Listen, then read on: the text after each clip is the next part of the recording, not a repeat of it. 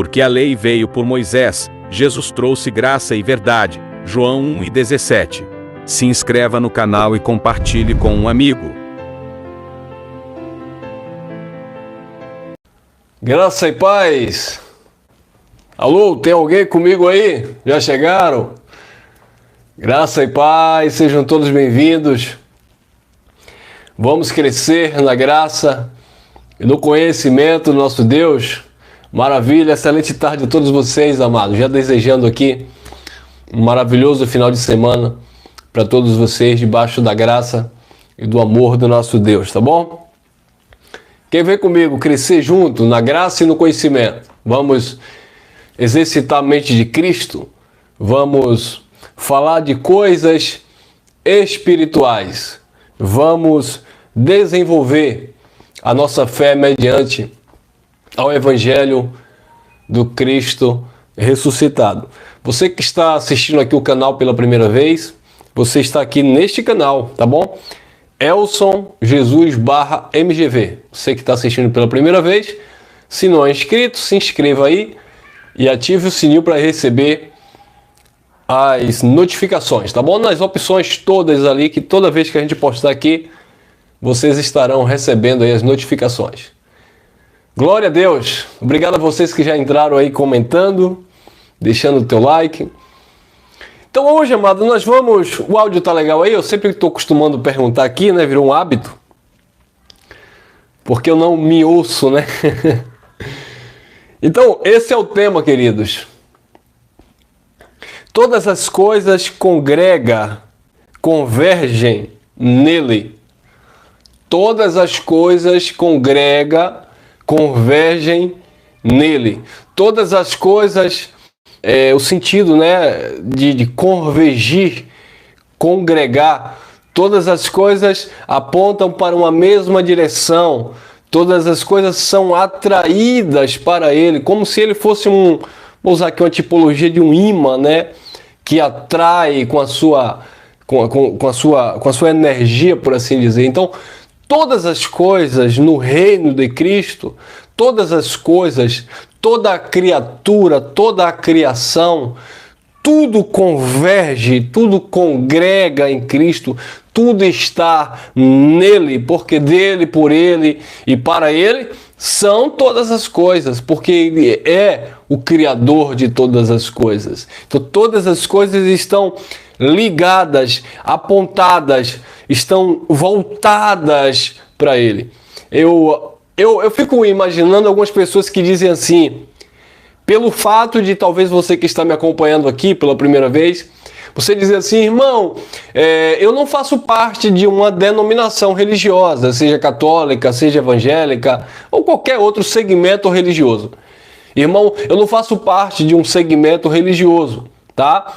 Eu tenho a fé em Deus, eu tenho uma fé em Cristo, mas eu não sigo nenhum tipo de religião na prática.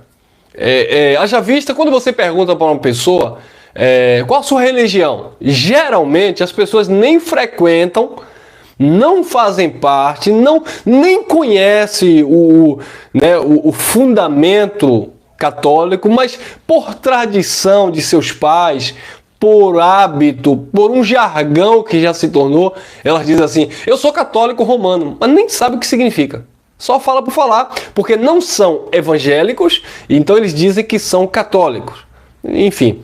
Então, queridos, quando nós vemos uma pessoa que não faz parte de um sistema religioso, propriamente dito, quando não faz parte de uma igreja evangélica, ou já fez parte, não faz mais, aí o líder religioso, geralmente ele diz assim, está desviado, ó. Ele não congrega mais, ele é um desviado, ele é um desigrejado. Nós batemos sempre aqui que Deus não está em um templo feito por mão de homens.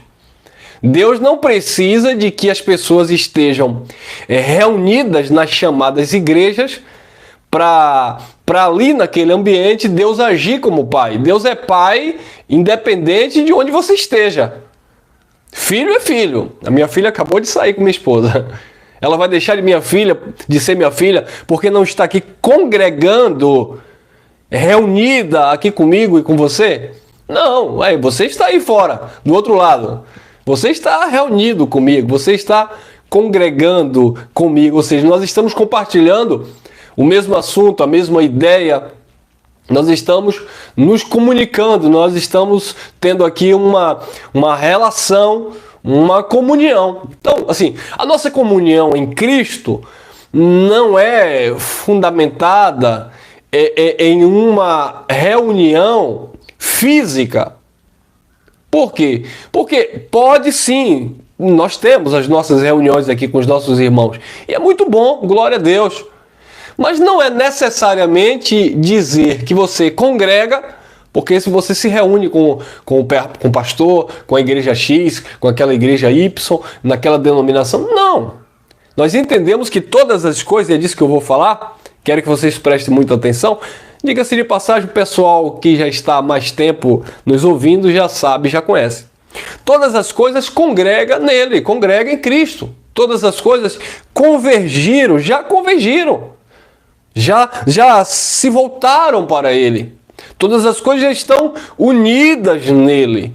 Todas as coisas já se formaram nele. Então, queridos, quando alguém diz você é um desigrejado porque você não vai a uma instituição religiosa, você pode usar esta palavra que nós vamos usar aqui, mostrando o que é ou o sentido de congregar. Quando o apóstolo, nós acreditamos que foi Paulo, quando ele diz na carta aos Hebreus que isso o sistema religioso gosta de usar fora do contexto. Hebreus capítulo 10, versículo 25, diz assim: não deixai-vos a vossa congregação como é costume de alguns. Ou não deixai-vos de congregar, que é o mais correto, como é costume de alguns. Eles pegam aquilo ali e aplicam a uma instituição religiosa. Olha aí, ó, não deixe de vir para a igreja, como é costume de alguns. Não é daquilo que o apóstolo estava falando. Não deixar de congregar, como é costume de alguns, e o texto lá vai continuar, ainda mais agora, que está chegando o fim dos tempos, quer dizer, iria acontecer eventos ali, o juízo em 70 descer, as profecias, a escatologia consumada, né, tudo aquilo, todo aquele evento que estava por ocorrer. Paulo estava chamando a responsabilidade dos hebreus a estarem congregados, ligados, sabe?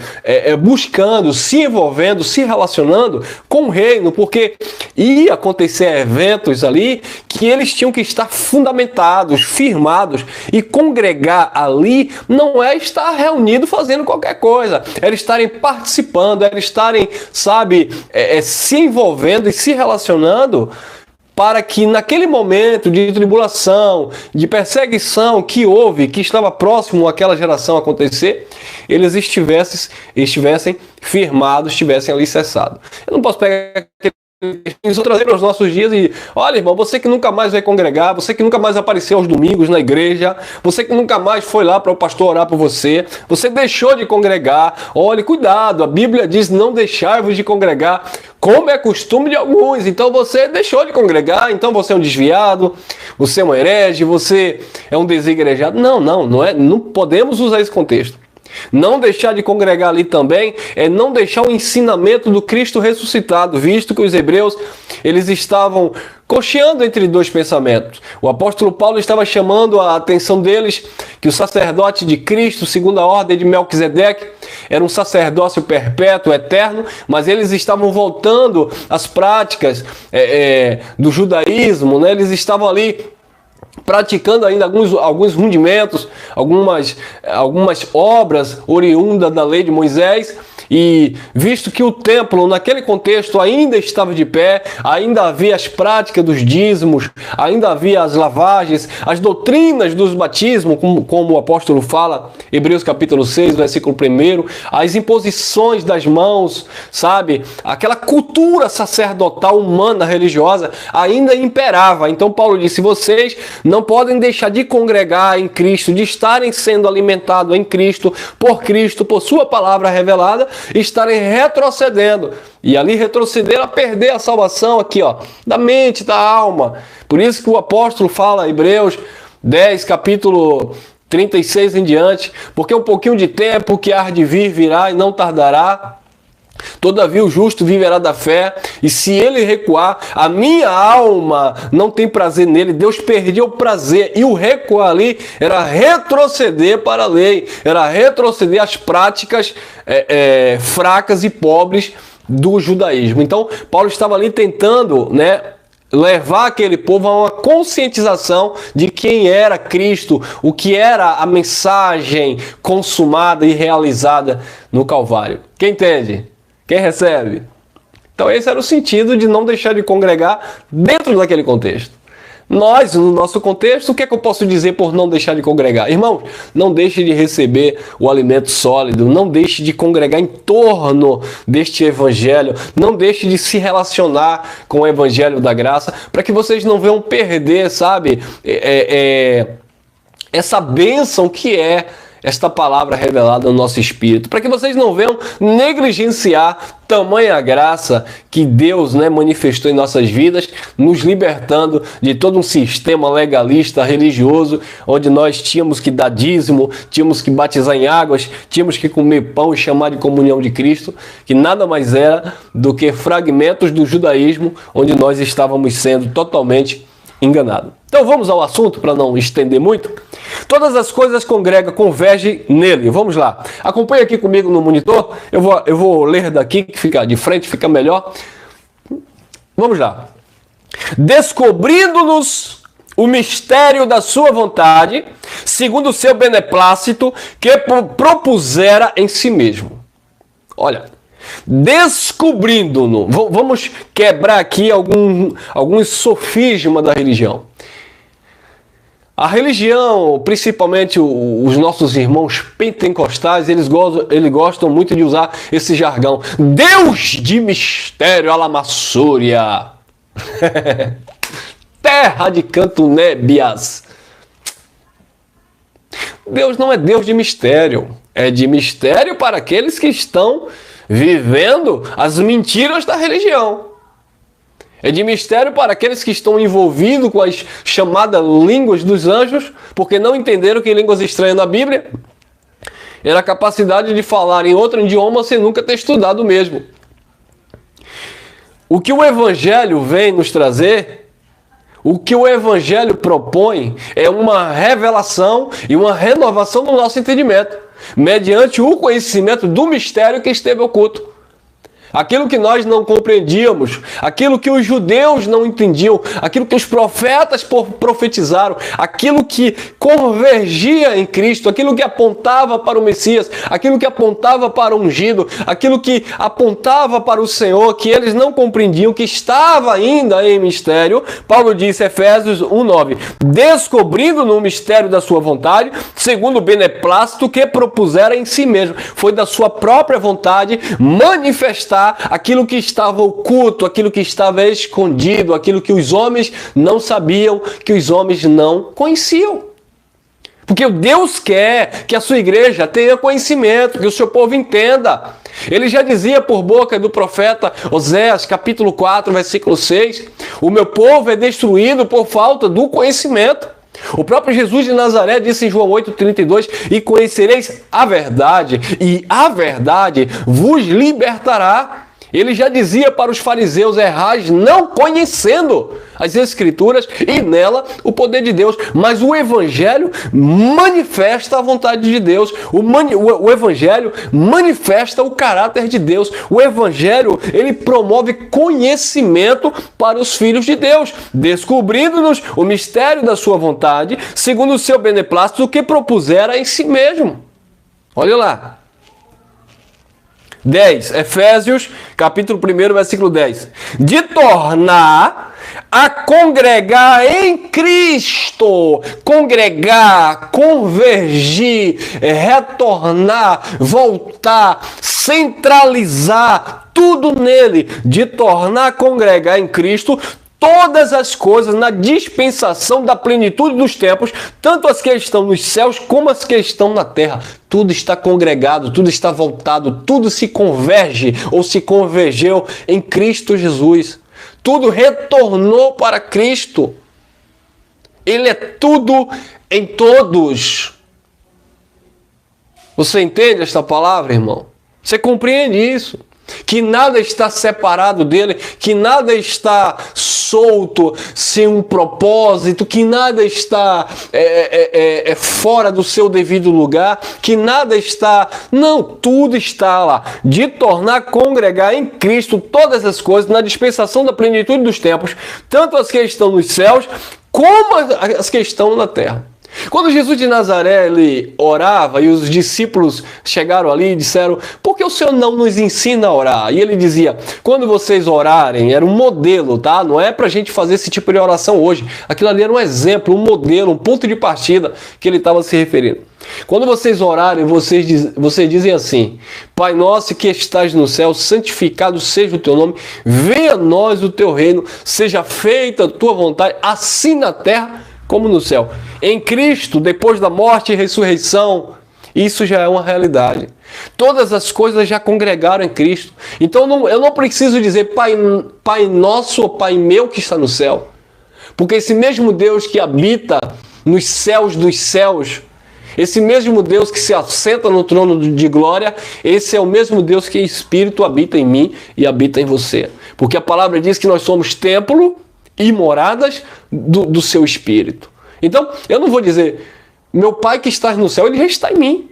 Porque todas as coisas já congregam em Cristo, todas as coisas já se tornaram, já se voltaram em Cristo. É por isso que Paulo, falando aos Coríntios, ele diz que aquele que se uniu ao Senhor se tornou um só Espírito com o Senhor.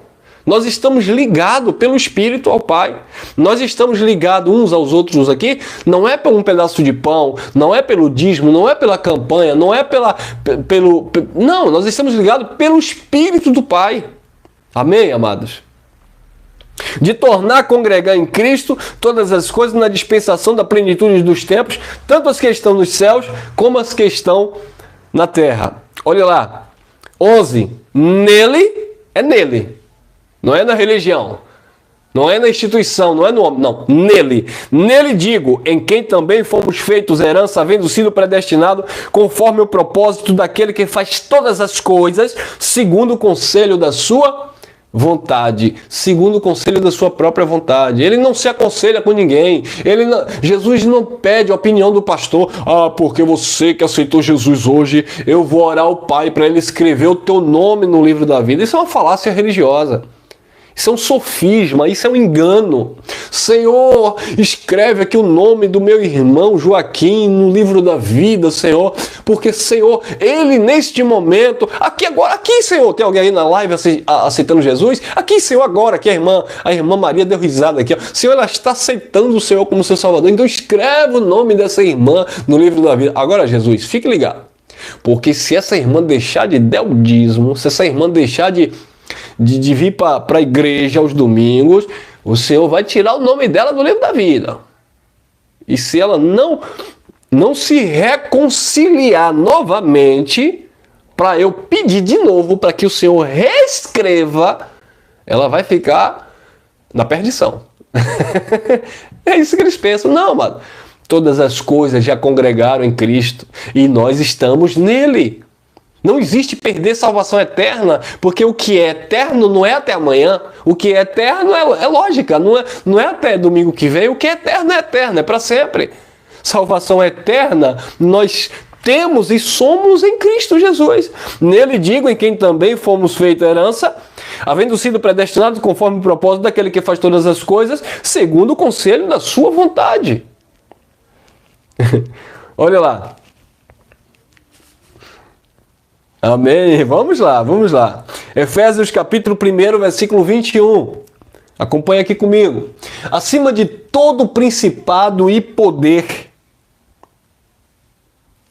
e potestade e domínio, e todo nome que se nomeia, não só neste século, no século de Paulo, mas também no vindouro, no século futuro, nos séculos futuros.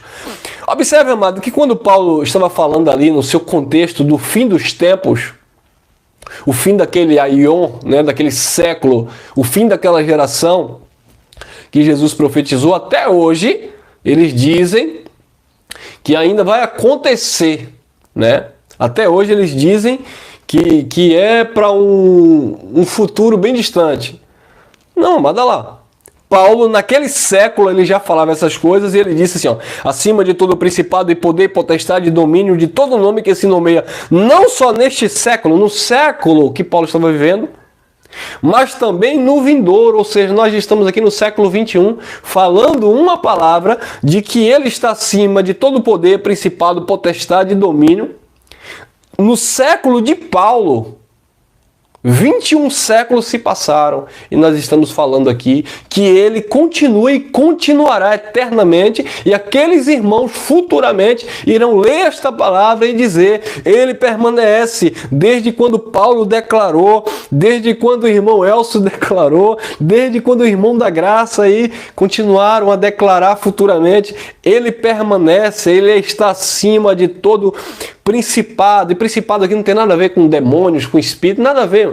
Vem de príncipe, né? De senhorio, de poder, de potestade e de domínio. Ele está acima de qualquer domínio, seja político, seja religioso, o que você pensar, ele está acima de todo poder, de toda potestade. Diga-se de passagem, Paulo falou aos Colossenses, no capítulo 2, no versículo 10, diz que nós estamos perfeitos, porque nós estamos congregados, nós estamos convergidos, voltados para Ele, nós estamos perfeitos nele, que é o cabeça de todo o principado e toda potestade. Ele é o cabeça de todo o poder e de toda a potestade, acima de todo principado e poder e potestade e domínio e todo nome que se nomeia, não só neste século, mas também no vindouro. Efésios capítulo 1, 22 e 23. Acompanhe comigo. Olha aí. E sujeitou todas as coisas... Algumas coisas? Não. Sujeitou todas as coisas. E sujeitou todas as coisas a seus pés. E sobre todas as coisas o constituiu como cabeça da igreja. Ele é o cabeça, ele é o líder, ele é o nome, ele é o Senhor, ele é o governo deste reino, ele é quem governa a igreja, ele é quem alimenta a igreja, ele é quem sustenta a igreja, ele é quem lava pela palavra, ele quem já santificou mediante o lavar regenerador do Espírito Santo.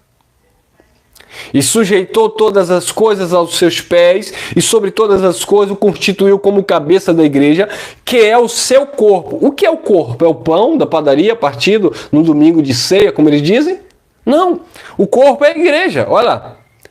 Constituiu como cabeça da igreja, vírgula, que é o seu corpo, a plenitude daquele que cumpre tudo em todos. Ele cumpre tudo em todos, porque todas as coisas convergiram nele, voltaram para ele. Tem mais? Filipenses capítulo 3, versículo 21. Que transformará o nosso corpo abatido para ser conforme o seu corpo glorioso, segundo o seu eficaz poder de sujeitar também a si todas as coisas. E isso já aconteceu, tá, amado? Porque isso aqui no tempo de Paulo era uma profecia. Porque Paulo estava vivendo aqui antes do juízo. Paulo estava vivendo aqui antes daquele julgamento que ocorreu. Então, o que Paulo estava profetizando aqui é que o corpo abatido, o corpo aqui não é um corpo físico, tá bom? É o corpo religioso, é o corpo pactual. Era aquelas pessoas que estavam debaixo daquele ministério de condenação e morte, vivendo em pecado, vivendo debaixo da transgressão da lei. Aqueles que procuravam se justificar pelas obras e não obtinham o resultado. Por isso que Paulo sempre falava que ninguém seria justificado pelas obras da lei. Paulo sempre falava que obra nenhuma iria promover salvação, produzir salvação, e por isso ele se tornou maldito no madeiro. Ele levou o pecado, como estava profetizado em Isaías. Então, esse corpo abatido que Paulo se refere era o estado, né, de consciência, digamos assim, de espírito ou espiritual que aqueles irmãos estavam vivendo. Porque embora eles se esforçassem lá dentro do judaísmo para guardar o sábado, para não comer carne de porco, e subia no monte, e descia do monte, e sacrificava, e dízimo, e vai, e volta, mesmo eles praticando toda aquela liturgia e as lavagens, as oblações, os batismos, as consagrações e circuncisão, tudo aquilo que eles faziam, que eles praticavam, nunca trazia uma consciência de perfeição. Pelo contrário, a lei, ela dava força ao pecado. E quando eles olhavam para a lei, tá? Que não era apenas o 10 mandamentos, como alguns interpretam, as 613 ordenanças de Moisés, quando eles olhavam para a lei, eles se viam como uma pessoa suja diante de um espelho. Eles se viam em dívida, se viam em falta com Deus. Por isso que Jesus de Nazaré, ele assumiu um corpo de pecado, nascido sob a lei, nascido sob o pecado. Não que ele pecou, mas ele nasceu sob o pecado, porque ele nasceu debaixo de um pacto de condenação e morte. Ele nasceu debaixo da lei, como Paulo explica para a igreja da Galácia. Então, queridos, Paulo estava profetizando aqui nessa fala que transformará, apontando para o futuro próximo dele, o nosso corpo abatido para ser conforme o seu corpo glorioso, segundo o seu eficaz poder de sujeitar também a si todas as coisas. Irmão, mas isso aqui também dá margem para eu entender que o meu corpo em Cristo já está glorificado. Também, é claro, porque hoje a ninguém nós olhamos segundo mais o ponto de vista humano, carnal. Nós somos espíritos que já estamos aperfeiçoados no Senhor. Aqueles foram aperfeiçoados. Nós nascemos já aperfeiçoados, totalmente perfeitos em Cristo Jesus. Então, o nosso corpo também, e aqui não é corpo físico de carne, é uma consciência espiritual, o nosso homem interior, a nossa verdadeira identidade, ela já está totalmente glorificada no Senhor, porque ela já foi arrebatadas para o Senhor, elas já foram ressuscitadas. O paz, o arrebatamento do nosso estado de espírito, da calamidade, da decadência espiritual do homem, já foi regenerada na pessoa de Cristo. Então nós já estamos nele, totalmente congregados. Por isso que não há condenação, estamos livres, sem temor do mal. Nada nos separará do amor de Deus que está em Cristo Jesus, nosso Senhor. Nem a peste, nem a fome, nem os principados, nem as potestades. Nada, nem os anjos, nada, nem o passado, nem o presente, nem o futuro, nada, nem o pastor presidente, nem a igreja que você saiu, nem a instituição que te enganou. Nada pode te condenar diante de Deus, porque você está congregado, unido naquele que é o cabeça de todo principado e potestade. Que a tua consciência esteja tranquila no Pai. Que a nossa reunião, a nossa comunhão em graça, aqueles que se reúnem conosco fisicamente, aqueles que estão aqui através do canal no YouTube, a nossa comunhão está além de um ajuntamento de pessoas. A nossa comunhão em Cristo está além de um agrupamento de pessoas, de uma congregação, de uma reunião de pessoas. É muito legal, é muito gratificante. Eu amo, eu gosto e muitos irmãos em graça sentem falta disso. Outros não têm muito interesse, mas nós respeitamos o ponto de vista de cada um. Eu gosto de me relacionar com pessoas, estar com pessoas, principalmente que falam a mesma linguagem, que estamos ali reunidos e assistindo uns aos outros, olhando a necessidade um do outro, estando ali percebendo a carência e estando de alguma forma contribuindo para fortalecer um ao outro, porque se eu te fortaleço com a mensagem, se eu sou um instrumento para levantar alguém que está desanimado e através da minha vida essa palavra vai impactar alguém, você também que tem essa comunhão comigo, você também me incentiva, você me fortalece, porque quando você diz aí, irmão, cadê a mensagem de ontem, o irmão não pregou, eu esperei, tal e tal, isso me incentiva, isso me leva mais a buscar um pouco de conhecimento, a estar meditando, a estar estudando, a estar preparando, a estar me organizando, porque isso também, sabe, me edifica. edifica. Então, a edificação é mútua, o amor é recíproco, é verdadeiro, e é assim que nós crescemos juntos. Isto é a comunhão, né? Não apenas no sentido literal da coisa fisicamente, mas em todos os aspectos. Que transformará o nosso corpo abatido para ser conforme o seu corpo glorioso, segundo o seu eficaz poder de sujeitar também a si todas as coisas. Tem mais? Tem. Colossenses capítulo 1, versículo 13 e 14, olha lá. O qual nos tirou da potestade, do poder das trevas, e nos transportou para o reino do Filho do seu amor, em quem temos a redenção pelo seu sangue, a saber, a remissão dos pecados. Então, primeiramente, vamos devagar. O qual nos tirou da potestade das trevas. Primeiro que Paulo está se incluindo, porque Paulo viveu a transição, tá, amados? Então, assim, eu e você, nós não estávamos vivendo debaixo da potestade das trevas, porque quando Paulo se refere às trevas, Paulo está se referindo à escuridão, obviamente, à ignorância, ao pacto de condenação e morte, ou seja, a lei de Moisés, que eles não viam. Então, Jesus, ele manifestou o conhecimento da sua vontade. E quando ele manifesta, ele tirou aquele povo que cria nele, que acreditava na sua mensagem. Ele resgatou aquele povo que estava na condição de treva, o qual nos tirou da potestade das trevas e nos transportou para o reino do Filho do seu amor, em quem temos a redenção pelo seu sangue, a saber, a remissão dos pecados. Então, o que era a remissão dos pecados aqui? Era aquilo que João Batista disse: esse aí é o Cordeiro de Deus que tira o pecado do mundo. E o pecado aqui nós sabemos que era a transgressão da lei. Quando Jesus cumpriu a lei, ele rasgou o escrito de dívida. Paulo diz, Colossenses 2,14, ele rasgou o escrito de dívida que havia contra nós, dizendo Paulo, para o seu público, para aquele povo que viveu a transição da lei para a graça.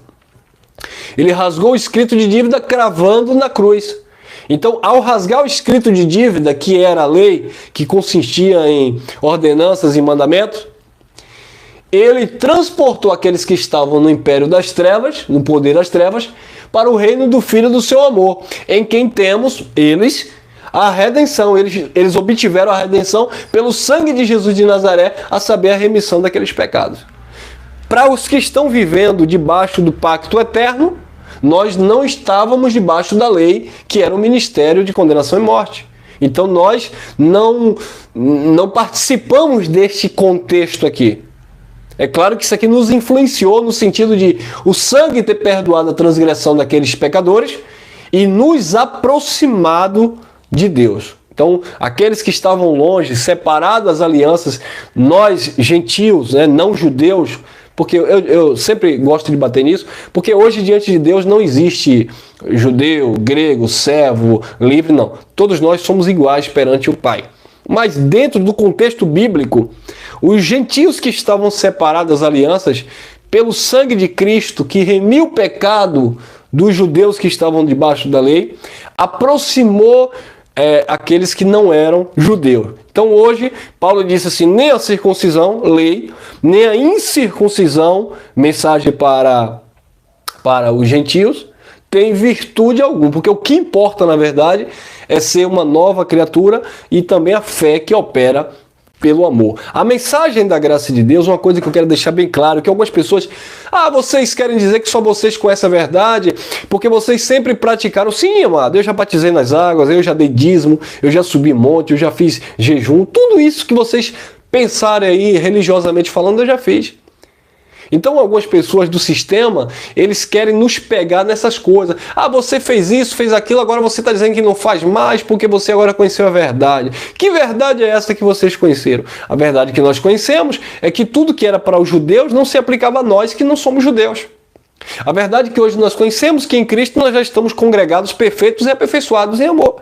A verdade que antes nós não conhecíamos é que nós achávamos que Deus estava em uma igreja evangélica, quando na verdade o Evangelho diz que Deus sempre habitou em nós, no nosso espírito. Então essas verdades nos libertou de um sistema religioso corrupto. Agora, a mensagem que nós pregamos, e ela deve ser propagada, é justamente para libertar a consciência dos nossos irmãos deste jugo de escravidão, onde os líderes colocam as pessoas debaixo de um pecado e dizendo que o sangue de Jesus perdoou em parte. Porque se você não der o dízimo, se você não subir o monte, se você não aceitar as exigências do pastor, não estiver submetido a uma autoridade espiritual, não dá cabeça para ser ungido com óleo comprado no supermercado, você ainda está em pecado. Aí não faz sentido, né, amado? Fica difícil.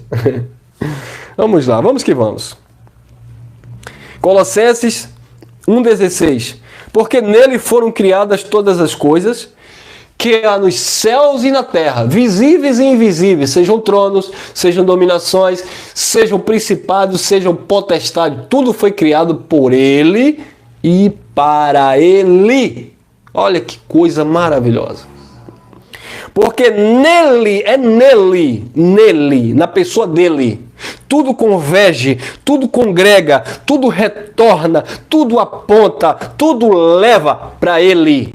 Porque dele, por ele, para ele são todas as coisas. Porque nele foram criadas todas as coisas que há nos céus e na terra, visíveis e invisíveis. Sejam tronos, sejam dominações, sejam principados, sejam potestades. Tudo foi criado por ele e para ele. Quem recebe? Oh, glória! Amém, queridos? É por isso que certa feita, em breve eu vou estar falando sobre isso, ele deu um sermão e disseram, dura esse discurso. Quem pode suportar? E foram embora. E aí depois ele chega para os discípulos e diz assim, vocês não querem ir também não? E Pedro toma a palavra e diz, Senhor, não é nem para onde, né? Se você ler alguma tradução, para onde iremos está errado. O correto é para quem iremos? Senhor, para quem iremos? Só o Senhor tem palavras de vida eterna. Por quê? Porque nele foram criadas todas as coisas. Então Pedro, sabiamente, ele disse, Senhor, para quem iremos? Só o Senhor, só tu tem palavras de vida eterna. Então não adianta nós irmos atrás de outro pastor, de outro pregador. Não adianta, vou conjecturar aqui. Não adianta, Jesus, Pedro falando, Jesus, não adianta eu voltar atrás de João Batista, não adianta eu ir atrás de Gamaliel, que é o mestre lá do Paulinho, ou do Saulo. Senhor, não adianta eu ir atrás de Nicodemos. Senhor, não adianta eu ir atrás de Caifás, de Anás. Não adianta, Senhor, eu vou atrás de quem, Senhor? Não adianta, Senhor, eu ir tentar ler o que foi que Isaías deixou. Não adianta eu tentar seguir os ensinamentos, sabe, de Salomão. Não adianta, Senhor, eu tentar. Não adianta nada, Senhor. Para quem iremos? Não adianta eu aprender sobre Davi, que derrubou Golias. É isso que a igreja precisa aprender.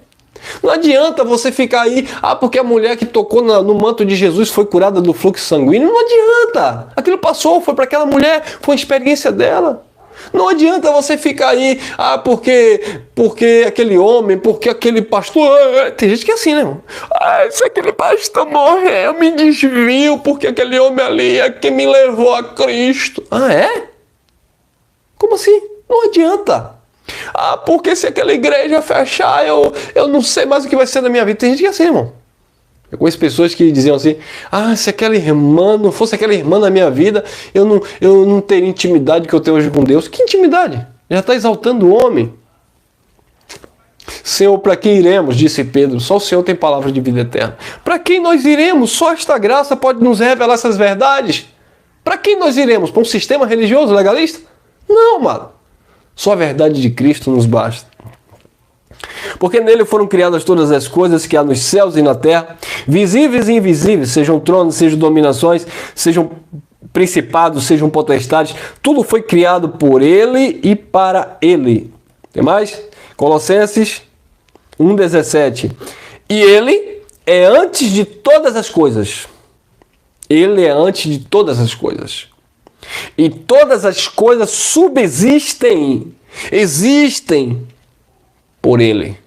Tudo é por Ele, tudo é dele, tudo é para Ele.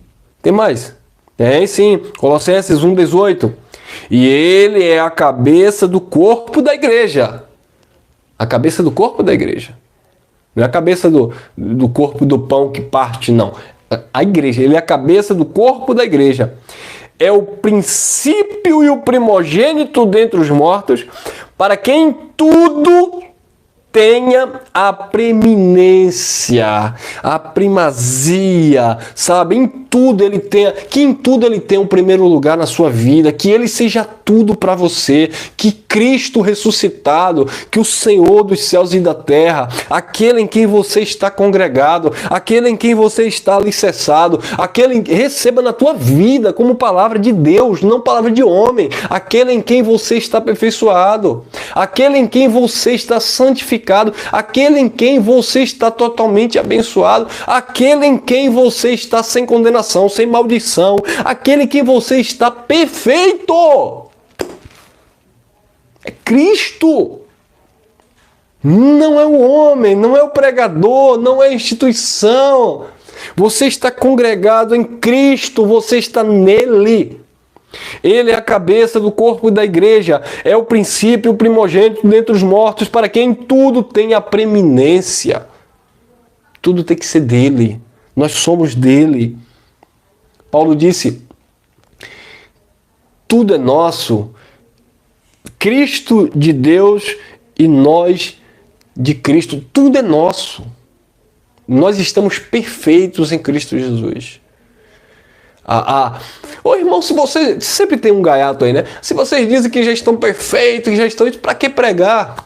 Até em graça existe alguns sofismas desse tipo. O evangelho já foi pregado no mundo inteiro.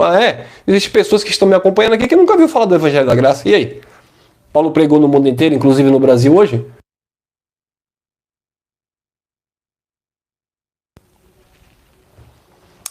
Então, queridos, ficamos aqui com mais esta reflexão para que possamos crescer a cada dia. Deixa eu ver se tem mais alguma coisa aqui. Tem. Colossenses 1,19. Porque foi do agrado do Pai que toda a plenitude nele habitasse. Todas as coisas habitam. Todas as coisas congregam. Todas as coisas convergiram. Todas as coisas estão unidas, ligadas ao Senhor e Cristo. Amém? E assim encerramos mais esta mensagem. Obrigado você que tem nos acompanhado aí.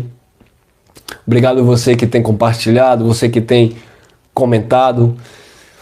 Domingo, amados, domingo eu vou postar uma mensagem às 17 horas. Eu gravo pela manhã na congregação ali com os irmãos, local. E às 17 horas eu vou postar. Eu vou postar uma mensagem que um abençoado me questionou sobre a questão de um assunto, e eu vou estar trazendo, eu acredito que vai esclarecer para outras pessoas também, sobre o príncipe da Pérsia, tá?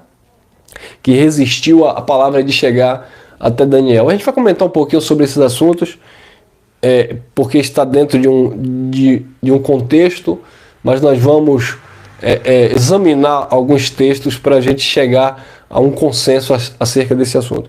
Eu acredito que será domingo. Caso Deus me inspire aqui, me dê uma outra palavra, não sei, enfim. Eu quero falar sobre isso domingo. Se for da vontade do Pai, estaremos falando desse assunto, tá bom? Graça e paz, vocês vão multiplicado no pleno conhecimento de Cristo. Amanhã, final de semana, né, sábado, vou estar com algumas questões a resolver, mas eu acredito que no final da tarde eu venho aqui novamente para a gente conversar um pouco e falar da graça de Deus, tá bom? Compartilha aí se te edificou e muito obrigado pelo carinho de todos vocês. Graça e paz, estamos juntos!